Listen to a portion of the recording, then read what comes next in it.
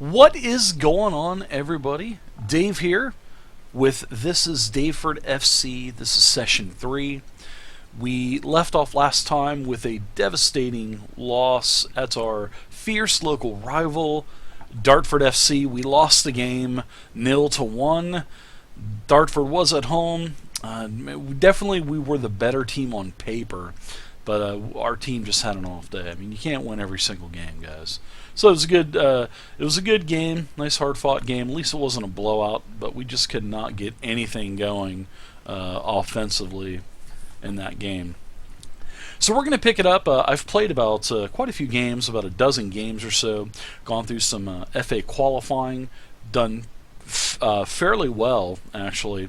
And we're going to take a look at the finances first. Last time where we left off in session 2, we had a overall balance of about 1.5 million. We're now up to about 1.658. We've had a good couple of months profit. It seems like we're averaging anywhere between $80,000 to $110,000 a month, depending on how many home games we have. Our average attendance is about 3,750. I think that's got to be probably in the top 5, I would say, in the Vanarama South League. So I'm happy with the attendance. The fans are jubilant. The team is doing pretty good. Our transfer budget is insane. We have a $1.5 million transfer budget, and I'm sure we probably have more transfer budget than the entire league put together, because I've played quite a few Vanarama South teams, and Ebbsfleet that's one of the reasons why I chose Ebbsfleet as my team to rename it, and create the team Daveford FC, is because Ebbsfleet had a really good starting bank balance, had a really good starting payroll budget. And after, trimming the players that I did not need because they were not going to fit into my tactic, I am running a 4-4-2 tactic, and all of the attacking midfielders, the defensive midfielders, I basically just cut them and saved thousands of dollars off the payroll. Brought in some players from some other teams around the Vanarama North and the Vanarama South, and now we're spending a total of $19,000 a week, and we can spend up to $29K. So we've got a lot of play. I don't think we're going to need it. So I believe the team that I have now will probably get me through promotion here in Vanarama South, and I'm hoping that this team will also be as successful in the Vanarama National to where we can get into a professional status and get into the Skybet, League 2. So we did. You will notice that the 19K is a couple thousand higher. We did bring in a couple players through scouting and another couple games that I had played where there were some players that were just really, really, really on fire. And I went ahead and got lucky and picked up some players. So let's go ahead and, now that we're checking out the finances are looking great, guys. Now, the next thing I want to show you is, hey, look at here. We were actually approved to have some improved training facilities. I'm very happy about that. I want to have, the overall goal of this whole entire save is going to be a very, very, very long save, many seasons worth of saves. And, we have a very, very, very poor facility right now. You can see we have an average corporate facility, we have a below average training facility, and we have an adequate youth facility, and we have a youth a youth level rating of 3, which is not where I want it to be. So this is definitely a step in the right direction of getting some improved training facilities, and every year we're going to try to basically improve the facilities up to top-notch, state-of-the-art. We're going to try to have the same type of youth recruiting as the Manchester Cities do, the Arsenals, Manchester United, Liverpool, and stuff like that. So the goal is to get into, the Premier League, eventually win the Premier League, survive, and stay up in the league a couple years, and then eventually work our way into UEFA tournaments and also the Champions League and win everything. And then when we can win everything, mission will be accomplished, and I think it'll be a very very fun save. So All right, so let's go ahead and take a look at the three players that we brought in. I figured you guys would like that. That's definitely a step in the right direction. And some improved training facilities. Hopefully, at the end of the season, we'll be able to start doing more with the youth as well. And I believe that we're going to get a couple fast promotions with this team, and that's really concerning me for the size of our stadium. I mean, we only have a 4,000 seat stadium. And I'm sure the higher leagues are going to require us to have more seats. So that's going to require stadium expansions as well. There's no way that we're going to be able to survive financially with only a 4,000 seat stadium. So I'm thinking we're probably going to incur some debt along the way, especially with the amount of facility upgrades that I want to do and expansions with the stadium. I think we're definitely going to incur some debt. But once you get to the Premier League, if we can get to the Premier League, that $131 million a year is definitely going to pay that stuff off fast, and we shouldn't have a problem. All right, everybody, so let's go ahead and take a look at the four new faces that we have on Daveford FC. The first new face is our goalie, Chris Lewington. We got him from Margate, and we had played Margate several weeks back, and he had a ton of saves. I mean, our guys were throwing everything at him. McLean, Southwell, we could not score, and Lewington had a ton of saves. I was thinking, wow, we actually needed to upgrade in the goalie position, so I went ahead and got him on a free transfer. He was just on a pay-to-play contract, so I gave him guaranteed money. I think I'm paying him $750 a week, so definitely a lot more than what he was getting paid on Margate. But that's the great thing about having an oil tycoon as a chairman, where he just shovels money, and I love that. We can just go out and buy players that we want. So I know we're not gaining any friends along the way by basically taking players from other teams, but hey, that's the way the name of the game is, right? All right, next we have Lewis Montrose. We picked up Lewis Montrose from Stockport, and also Abdullah Belbaghi. Those two guys, really good players, and they were also picked up on free transfers with expired contracts. So Montrose is going to be our ball-winning midfielder. Abdullah Belbaghi, he is a Sierra Leonean. He is also on their national team, and as you can see, he's hurt right now, but his return is at any time. And he was hurt on international duty. He's going to be our right winger. All right, and the last player that we picked up, well, actually, we really didn't pick him up, but he was already on the team. We inherited him when we took over, is Lloyd Harrington. Last year, he had a very bad knee injury with damaged knee, cruciate damage, so he is just now becoming fit enough to start playing again. His injury is healed, but he definitely lacks match sharpness, so we're going to get him into some 21 team games. So there's our four new players. We should be totally set. We've got plenty of depth in the defensive line. We've got plenty of depth in the midfield, plenty of depth at the winging positions, a lot of versatility there as well, which is good. And we've got three really good strikers. Remember, Dale actually had a bad start of the season, but I kind of changed the tactic around as well. I felt like we weren't scoring enough goals. So I went ahead and I started bringing the wingers, but while the defensive ends on the right and the left, I started using them in a wing back position, pushing them up a little bit more. I think it's really helped out with getting more into the midfield, not having a lot of gaps, and then the wingers are pushing up now, assisting the two strikers up there. And I've actually changed where McLean's using him with his strength as an advanced forward. So ever since I've made those changes, and actually doing more floating crosses and stuff as well, and seems like this tactic is working much better now, and we are actually getting a lot more ball movement, a lot more shorter passes, getting a lot more crosses into the box, and a lot more headers, which is really good. I mean, the team is really doing well right now. So let's take a look at what we have done since our last game, our loss at Dartford. You can see that we tied at Maidenhead, and it was a 2-2 tie.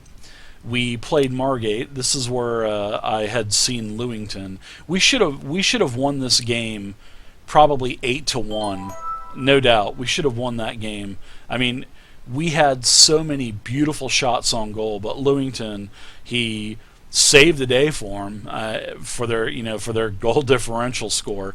And I decided to go ahead and do a little bit of scouting on Lewington, and actually it ended up being where he had an expired contract, and I picked him up. So and then we had a 0-3 loss at home against Sutton United. It was just one of those bad things. So we had a pretty bad 4-game stint. Then after that, we played Havant and Waterloo, and then we've just been on a tear ever since. So we had an away victory 2-0, and then we had our second qualifying round against Redhill, and we destroyed them 6-1 at home. Then we played Maidstone at home 4-1. And then we played, this was a little tense here, the Gosport. They're also in the Vanarama League. And we had them in the third qualifying round for the FA Cup. We tied 4-4. Actually, we were up 4-3. They came back in like the 91st minute, tied the game, and then we had to play a replay, and then all of our games are now getting crunched up, scrunched together, and now we're playing games, every three days, which I don't like, but hey, that's England football, right? So we came back. We tied them at their home field, then we came back to the dungeon and beat them pretty nicely, 4-2. It was 4-1, but we conceded a late goal around the 80th minute. Then we had to play Gosport again. I don't know. It kind of works out this way, guys. I just don't know if the actual game is bugged. But I notice a lot of times whenever you have, and this is just not in this save, but multiple other saves that I've played with FM16. Every time I have a league game and like a cup game in front, it will always be the same team. I don't know if it's like a glitch in their programming or their algorithms or what, but yeah, it seems like this happens quite a bit. Not every time, but quite a few times. So we beat them again in our regular league game. We played Canvey Island in the 4th round qualifying. We beat Canvey Island at home. And then we played Chelmsford, 4-2 victory at home. They have a striker named Billy Bucknell, I think. I was debating on picking him up maybe, but I've already got 3 strikers, and if I have any problems with strikers, maybe any long-term types of injuries, maybe I might check out Billy and see. I know he's on contract though, so I would have to actually get a transfer in. But we've got about another 2 months before the transfer window opens, so if anything happens, we'll probably look at Billy Bucknell, whatever his name is. Weldstone 2-0, and as you can see, now we are at our first round FA Cup, and we had a horrible draw. Guys, we are playing Scunthorpe, which is they're a team in the Skybet 1 league. So basically, they are 3 leagues ahead of us. They are in 3 tiers above us. They have probably multi-$100,000 a week payroll, and we have a measly $17,000 or $19,000 payroll. But you know what? No pain, no gain. We're going to play Scunthorpe right now, and we are going to see how we fare against one of the big dogs. I mean, this is the first round. I mean, this is all of the qualifications are gone, done. We've survived into the first round, and we are going to play Scunthorpe to see how we fare against a professional team 3 leagues above us. So let's go ahead and play Scunthorpe now. Alright, so we're going to be playing 4-4-2. We're going to be playing heavy crosses into the box. We're going to be starting Lewington in the box. Our defenders are going to be Fish on the right. Our centers are going to be Liam Slade and Tom Bonner. On the left-hand side, we're going to be playing Callum Driver.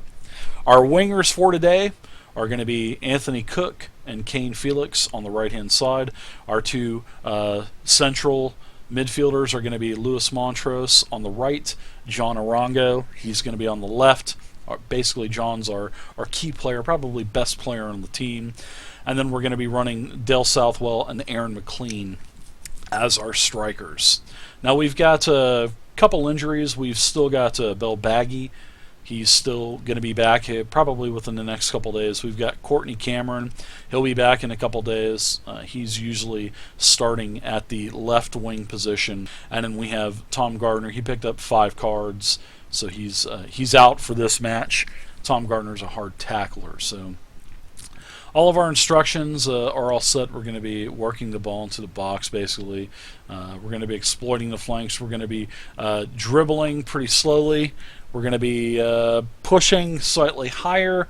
We're going to be playing fairly wider because of our wingers, and we're not going to be tackling too hard. I don't want to have a ton of yellow cards, but sometimes the players, with their flair, they just kind of do it anyway. So Montrose is sitting on 4, and I'm sure he'll probably rack up another one this game. So we'll be losing Lewis probably in our next Vanarama South game. So all right, so let's go ahead and take the field, and we will see how we fare against a Skybet 1 team. So the teams are on the pitch warming up, and it is. I'm actually kind of excited to see how we are going to fare. So, but the pre-match analysis with Ian McNally from BBC Sport, he actually he's going to go out on the fence and put this one up as a draw. I hope it's not a draw, because I don't like replays. I think there should be no replays, but I understand they do it because of the home and away aspect of football. So the game started, and it looks like for the first 10 minutes of the game, everything has been pretty good so far. Looks like our players are doing fairly well. Up to 22 minutes. We've actually got 60% ball possession. Here's a key play. Montrose is getting it into McLean. Southwell's driving into the box. Felix shoots, and Daniels blocks the ball. Rango with a corner. Good hustle, but we do get the ball back. Bonner, Montrose, Felix is getting across the midfield. Arango, McLean shoots it, and Daniels with another great block. Wow, we're getting some pretty good shots on target. We've got 3 shots on target so far, total of 6 shots. Scunthorpe actually has no shots on target, but they've just got a corner, and their first shot on target is a goal by Jack King, his first of the year. Great to give you your first goal of the year, Jack King. Congratulations. I'm glad that we could be the team to do it for you.